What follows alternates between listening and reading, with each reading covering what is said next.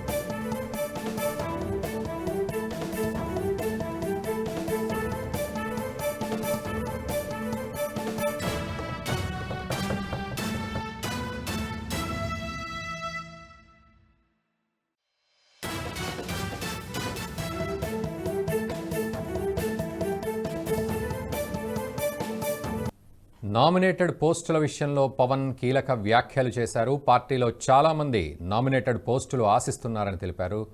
బులెటిన్లో breaking news చూస్తున్నాం. కొందరు టీటీడీ చైర్మన్ సహా ఇంకొన్ని చైర్మన్ పదవులు కూడా అడుగుతున్నారని తెలిపారు పవన్ కళ్యాణ్. ఇక ఇదే అంశానికి సంబంధించి పూర్తి అప్డేట్స్ మా ఎగ్జిక్యూటివ్ లైవ్లో అందిస్తారు. శివప్రసాద్, చెప్పండి. ఇటు పవన్ కళ్యాణ్ ఈ నామినేటెడ్ పోస్టుల విషయంలో కీలక వ్యాఖ్యలు చేసినట్లుగా తెలుస్తోంది. పూర్తి క్లారిటీ ఇవ్వండి. ప్రధానంగా చూసినట్టయితే నామినేటెడ్ పోస్టులకు సంబంధించి ఏ గవర్నమెంట్లోనైనా సరే అధికారంలోకి రాగానే అధికారం లేనటువంటి వాళ్ళు, అంటే అధికారం అందనటువంటి వాళ్ళు, లేదా అనేక రకాలుగా పార్టీ కోసం కష్టపడి అధికారంలోకి రావడంలో కీలక పాత్ర పోషించినటువంటి వ్యక్తులు అధికారం ఏదో ఒక రకమైనటువంటి పదవి కావాలని ఆశించడం అనేది చాలా సహజమైనటువంటి విషయం. అందులో పవన్ కళ్యాణ్, చంద్రబాబు ఈ రెండు పార్టీలు కూడా కలిసి పోరాటం చేసినాయి, కలిసి విజయం సాధించినాయి. అందులో ముఖ్యంగా పవన్ కళ్యాణ్ పోటీ చేసినటువంటి 21 స్థానాల్లో కూడా వాళ్ళు విజయం సాధించడం అనేది గమనించాల్సినటువంటి విషయం. కేవలం వాళ్ళకు వచ్చినటువంటివి మంత్రి పదవులు 2 మంత్రి పదవులు. ఇట్లాంటి నేపథ్యంలో ఎవరికైనా సరే ఒక రకమైనటువంటి ఫీలింగ్ ఉంటుంది న్యాచురల్గా. ఎన్నికలకి ముందు మనం చూసాం, ఓటింగ్కి ముందు మనం చూసాం, ఈ అలయన్స్ ఏదైతే ఉందో ఇద్దరి మధ్య దానికి భేదించడానికి, అంటే దాన్ని డివైడ్ చేయడానికి ముద్రగడ పద్మనాభం కానీ లేకపోతే హరిరామ జోగయ్య కానీ వీళ్ళంతా తీవ్ర ప్రయత్నాలు చేసినటువంటి పరిస్థితిని మనం చూసాం. ముఖ్యంగా చూసినట్టయితే 60 సీట్లు అడగాలి, 70 సీట్లు అడగాలి అని చెప్పి పక్క నుంచి స్టేట్మెంట్స్ ఉన్నవాళ్ళు, ఉత్తరాలు రాసినటువంటి వాళ్ళు, ఇట్లా అనేక మందిని కూడా మనం చూసాం. ఇవన్నీ కనుక పరిగణలోకి తీసుకుంటే పవన్ కళ్యాణ్ చాలా భారీ ఎత్తున దీంట్లో చాలా అద్భుతమైనటువంటి కెపాసిటీ ఉంది పవన్ కళ్యాణ్కి. అయినా అతను దాన్ని వినియోగించుకోవట్లేదు, చంద్రబాబు దగ్గర డిమాండ్ చేయట్లేదు అనేటటువంటి అనేక రకాలైనటువంటి అంశాలు తెర మీదకి వచ్చాయి. కానీ ఇప్పుడు ఎవరి వల్ల ఎవరు గెలిచారు, ఏం జరిగింది అనేది పక్కన పెడితే పవన్ కళ్యాణ్ అధికారంలోకి చంద్రబాబుతో కలిసి వచ్చారు, ఉప ముఖ్యమంత్రి అయ్యారు, చాలా యాక్టివ్గా పనిచేస్తూ ఉన్నారు. ఆయనతో పాటు మరో మంత్రి దుర్గేష్, ఆయన కూడా కష్టపడి పనిచేస్తున్నటువంటి పరిస్థితి కూడా ఉంది. ఇట్లాంటి నేపథ్యంలో మనం చూసినట్టయితే నామినేటెడ్ పదవులకు సంబంధించి జనసేన వాళ్ళు కూడా మాకు పదవులు కావాలి అని అడగడం చాలా సహజమైనటువంటి విషయం. ఇప్పుడు ఎవరో ఒక మాట పుట్టిస్తే నాగబాబు అడుగుతున్నాడు టీటీడీ చైర్మన్ కావాలని అని అనగానే న్యాచురల్గా దానికి మీడియాలో బహుళ ప్రచారం లభిస్తుంది ఆటోమేటిక్గా. ఆ వచ్చిన తర్వాత దాని గురించినటువంటి క్వశ్చన్లు, ఆన్సర్లు, అనేక రకాలైనటువంటి ఊహాగానాలు ఇవన్నీ రావడం అనేది చాలా సహజమైనటువంటి విషయం.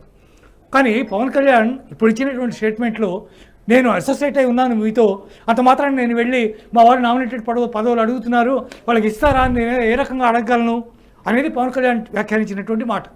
కానీ పవన్ కళ్యాణ్ అడగాల్సినటువంటి అవసరం లేదు. దాంట్లో తెలుగుదేశం ప్రభుత్వం ఏదైతే అధికారంలో ఉందో డెఫినెట్గా జనసేన పార్టీకి కూడా నామినేటెడ్ పదవుల్లో తగినటువంటి గుర్తింపించే అవకాశం ఉంది. డిస్కషన్స్లో కూర్చున్నప్పుడు ఆటోమేటిక్గా ఇచ్చిపుచ్చుకునేటటువంటి ధోరణి మిత్రపక్షాల మధ్య ఉండి తీరాలి. అలా ఉంటేనే అది పండుతుంది. కాబట్టి ఆ రకమైనటువంటి వ్యవహార శైలిని చంద్రబాబు కూడా అనుసరిస్తాడని భావించాలి. ఒకే ఒక ఉప ముఖ్యమంత్రి పదవి ఇచ్చారు, అది కూడా పవన్ కళ్యాణ్కి. కీలకమైనటువంటి శాఖలు ఆయనకి ఇచ్చారు. ఆయన దానికి సంబంధించి అనేక రకాలైనటువంటి సమీక్షలు చేస్తున్నారు. ఎక్కడా ఎవరి మీద కూడా ఎలాంటి ఆంక్షలు లేవు. ఇద్దరం కలిసి ప్రభుత్వాన్ని ముందుకు నడిపిద్దాం, ఇద్దరం కలిసి రాష్ట్రాన్ని బాగు చేద్దాం, రాష్ట్రం యొక్క అభివృద్ధి మన ప్రధానమైనటువంటి లక్ష్యం అనేటటువంటి ధోరణిలో ప్రభుత్వాలు వెళ్తున్నప్పుడు దానికి ఇట్లాంటి చిన్న చిన్న విషయాలన్నీ కూడా ఆటంకమయ్యేటటువంటి అవకాశం లేదు. పవన్ కళ్యాణ్ ఏ కాంటెక్స్ట్లో ఆ మాట అన్నారో మనకు తెలియదు. కానీ అంటే అతను న్యాచురల్గా త్యాగం చేసి వచ్చాడు. అనేక మంది ఇప్పుడు ఉసిగొల్పారు, నువ్వు ఇండిపెండెంట్గానే గెలవగలవు, 60 సీట్లు అడుగు, 70 సీట్లు అడుగు. కానీ అవన్నీ ఆయన అడగలేదు. సమావేశంలో మీటింగ్లో పెట్టినప్పుడు మా కెపాసిటీ ఎంత ఉందో ఆ ప్రకారమే మాకు సీట్లు ఇవ్వండి అనేదానికి ఆయన కట్టుబడి ఉన్నారు. ఎందుకంటే గత ఎలక్షన్స్లో చూసాం, పవన్ కళ్యాణ్ స్వయంగా ఆయనే 2 స్థానాల్లో ఓడిపోయారు. అందువల్ల తన కెపాసిటీ ఎంత ఉంది, తన పరిస్థితి ఎంత ఉంది, ఈరోజు జగన్ మీద వ్యతిరేకత ఉంది, కానీ ఓట్లు చెల్లకూడదు అనేటువంటి లక్ష్యంతో ఆయన త్యాగం చేసి ముందుకు వచ్చినటువంటి వ్యక్తి. కాబట్టి he was given the due respect. ఉప ముఖ్యమంత్రిగా, ఆయన ఒక పార్టీ అధ్యక్షుడిగా ఆయన ఏం చేశాడో రాష్ట్రానికి దానికి తగిన గౌరవం లభించింది డెఫినెట్గా. అందువల్ల అడిగినా అడగకపోయినా వాళ్ళకి ఇవ్వాల్సినటువంటి గౌరవం చంద్రబాబు నాయుడు ఇవ్వాల్సినటువంటి అవసరం ఉంది. ఆయన ఏ కాంటెక్స్ట్లో మాట్లాడారో మనకు తెలియదు, రకరకాల వక్రీకరణలు జరుగుతూ ఉంటాయి. కాబట్టి ఏదేమైనా పవన్ కళ్యాణ్ ఆ రకమైనటువంటి మొహమాటస్తుడు, ఎవరిని డిమాండ్ చేయలేడు, చాలా మంచి వ్యక్తి, ఎవరిని నాకు ఇది కావాలని అడిగేటటువంటి వ్యక్తి కాదు. కాబట్టి ఆ మాటని పరోక్షంగా వేరే రకంగా ఆయన చెప్పుండొచ్చు, డిమాండ్లు పెరుగుతున్నాయి అని చెప్పుండొచ్చు. అంత మాత్రం దాన్ని డిఫరెంట్గా భావించాల్సినటువంటి అవసరం లేదనేది నా ప్రధానమైనటువంటి ఉద్దేశం. Raghu, thank you very much Prasad.